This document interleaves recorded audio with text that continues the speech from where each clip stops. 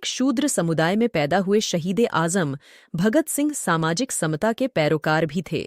उनकी गणना न केवल भारत के बल्कि विश्व स्तर के क्रांतिकारियों में की जाती है।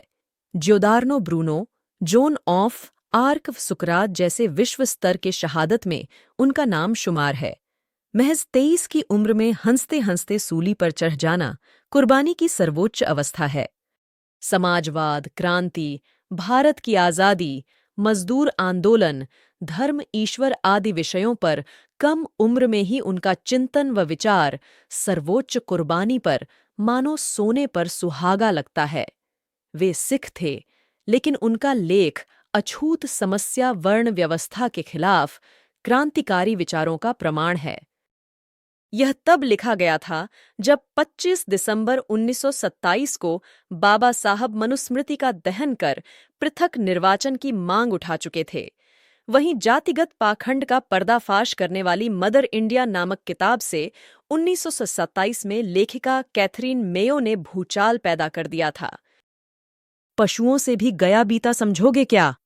भगत सिंह को जब पहली बार 29 मई से 4 जुलाई 1927 के दौरान पुलिस ने गिरफ्तार किया तो उन्होंने लाहौर पुलिस स्टेशन में सवालों का जवाब देते हुए बंबई काउंसिल में 1926 को नूर मोहम्मद द्वारा दिए गए भाषण का हवाला देते हुए कहा था, जब तक तुम एक इंसान को पानी पीने देने से भी इनकार करते हो, जब तुम उन्हें स्कूल में भी पढ़ने नहीं देते, तो तुम्हें क्या अधिकार है कि अपने लिए अधिक अधिकारों की मांग करो?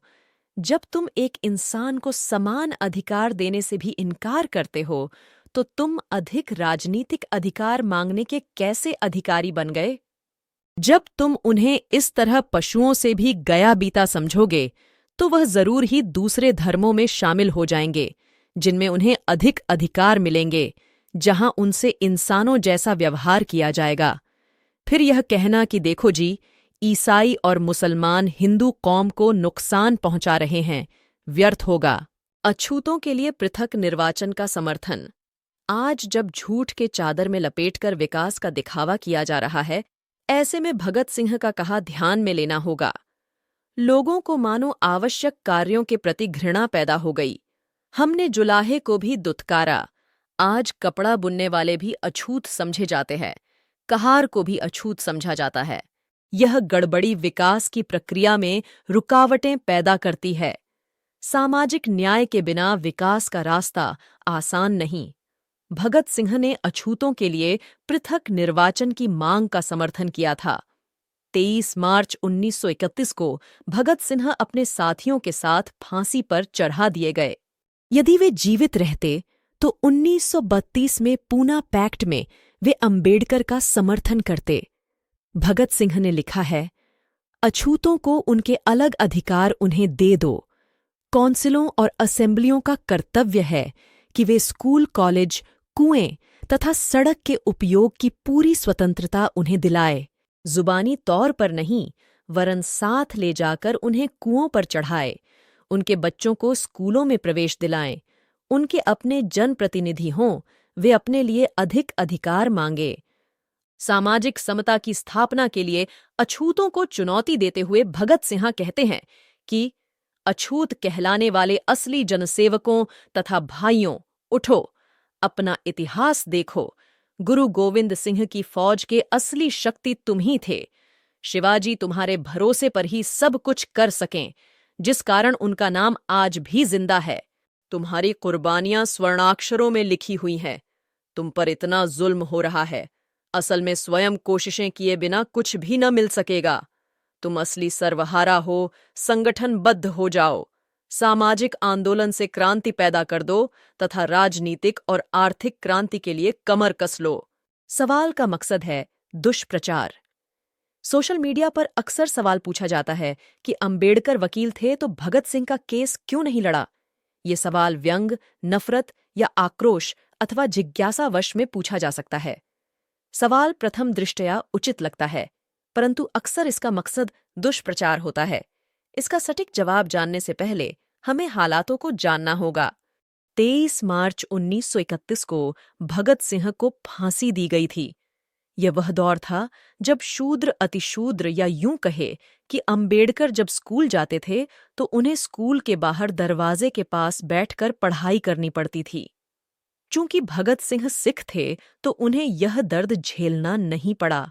शिक्षित होकर अंबेडकर जब नौकरी करने बड़ौदा गए तो उन्हें किराए पर होटल, धर्मशालाएं, कमरा तक नहीं मिला। जब वे सिडनम कॉलेज में प्रोफेसर बने तो बच्चे उनसे पढ़ने के लिए राजी नहीं हुए। ऐसे में जून 1923 से अंबेडकर ने वकालत का काम शुरू किया। उन्हें वहां काउंसिल में भी बैठने के लिए जगह नहीं दी गई। अस्पृश्यता के चलते बाबा साहेब को केस नहीं मिल पाते थे।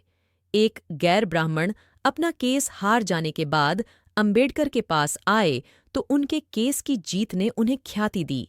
लेकिन वकालत अंबेडकर की रोजी रोटी नहीं थी।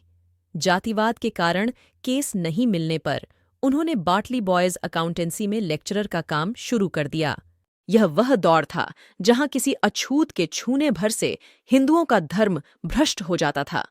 इस दौर में आर्थिक जद्दोजहद के बीच जब कोई केस देने के लिए तैयार न हो, वहां भगत सिंह का केस अंबेडकर द्वारा न लड़ने का बेतुका तर्क पेश करना महज मूर्खता है। वैसे भी भगत सिंह का केस लाहौर में चल रहा था, जबकि अंबेडकर मुंबई में रहा करते थे। भगत सिंह के केस की पैरवी जाने माने वकील आसिफ अली कर रहे थे। वकालत के क्षेत्र में उनका दबदबा था। ऐसे में आसिफ अली को हटाकर अंबेडकर को केस देने की कल्पना भी कोई कर नहीं सकता था। आरएसएस के गोलवलकर के मित्र भगत सिंह विरोधी भगत सिंह के खिलाफ जहां सुप्रसिद्ध वकील आसिफ अली पैरवी कर रहे थे, वहीं अंग्रेजों की तरफ से पैरवी करने वाले ब्राह्मण वकील का नाम था सूर्य नारायण शर्मा। ये वही शर्मा है जो आरएसएस के संस्थापक गोलवलकर के बहुत अच्छे मित्र थे। याद रहे कि अंबेडकर ने 150 वर्षों की अंग्रेजों की राजनीतिक गुलामी के मुकाबले में 2500 वर्ष से भी अधिक की सामाजिक गुलामी को नष्ट करने के लिए अपना जीवन न्यौछावर कर दिया। ऐसे में आज़ादी की लड़ाई को लेकर जहां क्रांतिकारियों का नाम गर्व से लिया जाता है, वहीं सामाजिक आज़ादी के लिए सर्वश्रेष्ठ स्थान पर अंबेडकर का नाम अभिमान के साथ लिया जाता है। एक पहलू यह भी, जिस समय संपूर्ण देश में एकमात्र अछूत वकील के तौर पर अंबेडकर की पहचान थी, तब भी उन्हें केस नहीं मिल पाए। आर्थिक तंगी के चलते प्रोफेसर की नौकरी करनी पड़ी। ऐसे में भगत सिंह का केस स्वयं फैलकर मुंबई से लाहौर जाकर लड़ना किसी भी दृष्टिकोण से सुविधाजनक नजर नहीं आता। यदि केस लड़ना भी चाहे तो मशहूर वकील आसिफ अली से केस वापस लेकर अंबेडकर को सौंपने का कोई तार्किक मुद्दा नजर नहीं आता। एक पहलू यह भी है कि जहां ब्राह्मण वकील अंग्रेजों की पैरवी कर रहे थे, वहां देश में अनेक नामचीन वकील क्या तमाशा देख रहे थे।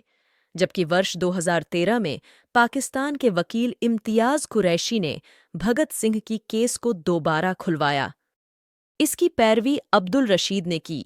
2014 में अब्दुल ने एफआईआर की कॉपी मांगी तो पता चला कि एफआईआर में भगत सिंह का नाम ही नहीं है।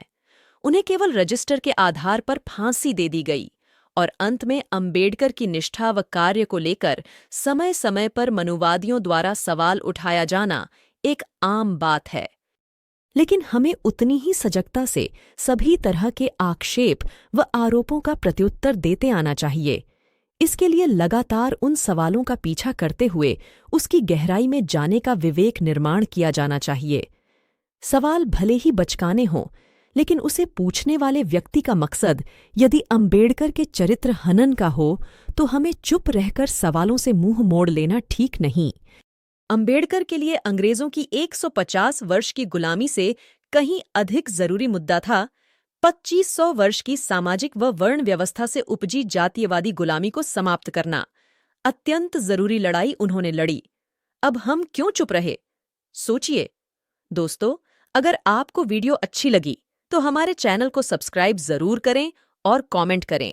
जय हिंद, जय भारत।